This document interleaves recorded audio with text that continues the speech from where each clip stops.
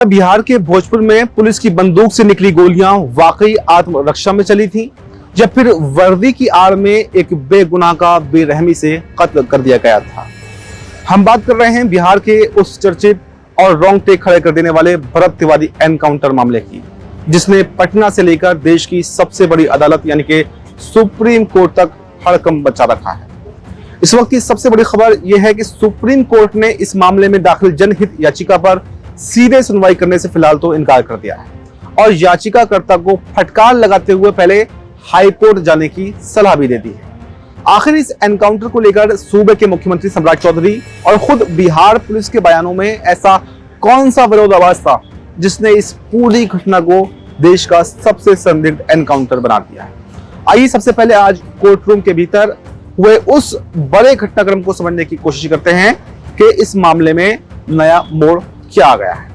Supreme court के जाने माने वकील विशाल तिवारी ने इस एनकाउंटर की निष्पक्षता पर गंभीर सवाल उठाते हुए एक जनहित याचिका दाखिल की थी, जिसमें सुप्रीम कोर्ट के ही किसी रिटायर्ड जज की अगुवाई में एक स्वतंत्र विशेष समिति यानी कि SIT के गठन और मामले की जांच सीधे केंद्रीय जांच ब्यूरो यानी कि CBI से कराने की मांग की गई थी। लेकिन जब इस मामले की सुनवाई जस्टिस MM सुंदरेश और जस्टिस शील नागू की पीठ के सामने हुई तो अदालत ने याचिका के औचित्य पर ही कई सारे सवाल खड़े कर दिए।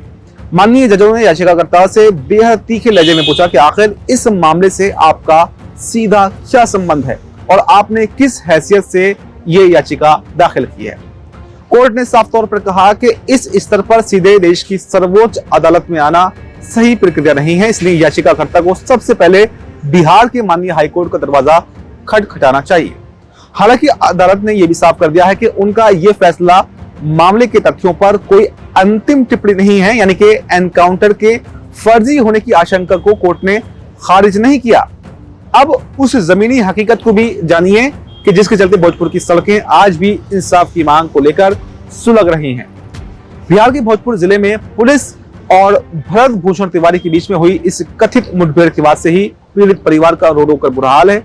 परिजनों का पहले ही दिन से यह सीधा आरोप है कि ये कोई वास्तविक पुलिस मुठभेड़ नहीं थी, ये पूरा एक षड्यंत्र था और कानूनी रखवालों ने बाकायदा जानबूझ करके सोची समझी साजिश के तहत कोल्ड ब्लडेड ये मर्डर किया है। स्थानीय लोगों और परिजनों का कहना है कि भरत भूषण तिवारी को पुलिस ने अवैध तरीके से घेरा है और बिना ही किसी बड़ी चेतावनी के उन पर अंधाधुंध गोलियां बरसा दी। इस घटना के बाद में स्थानीय स्तर पर उग्र प्रदर्शन भी हुए, चक्का जाम हुआ और सामाजिक संगठनों ने पुलिस के खिलाफ मोर्चा भी खोला। लोग पूछ रहे हैं कि अगर पुलिस बेदाग है तो फिर इसकी स्वतंत्र एजेंसी को जांच क्यों नहीं सौंपी जा रही? आखिर क्यों CBI को जांच सौंपने से बिहार की पुलिस कतरा रही है और प्रशासन इस मामले को दबाने की कोशिश आखिर क्यों कर रहा है अगर पुलिस वाकई बेदाग है? इस एनकाउंटर में सस्पेंस और विवाद तब और भी ज्यादा गहरा गया जब सरकार और पुलिस प्रशासन के बयानों में एक बहुत बड़ा झोल देखने को मिला।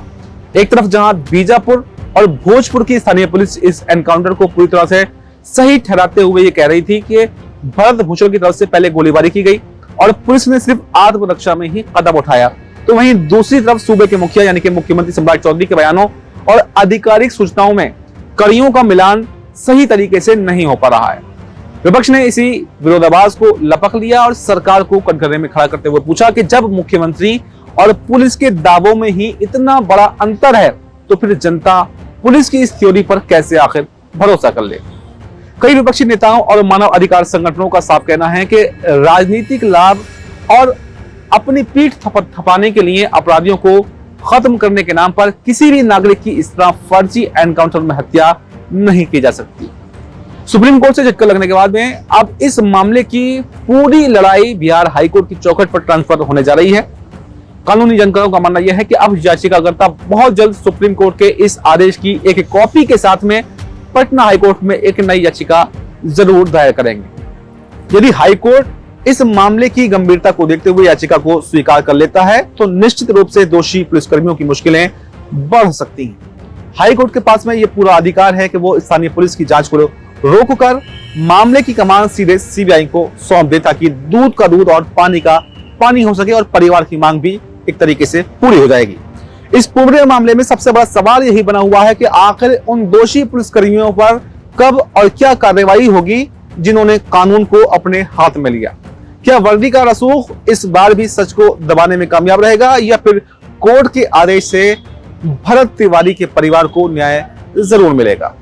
भरत तिवारी एनकाउंटर मामला सिर्फ बिहार की कानून व्यवस्था का मसला नहीं है, बल्कि ये देश के हर उस नागरिक की सुरक्षा से जुड़ा हुआ है जो न्याय प्रणाली में विश्वास रखता है। अब सबकी नजरें पटना हाईकोर्ट पर टिकी हुई हैं कि वहां से इस मामले से को लेकर के क्या नई कूटनीतिक और कानूनी दिशा मिलती है। क्या भरत तिवारी को इंसाफ मिलेगा या फिर अभी और इंतजार करना पड़ेगा?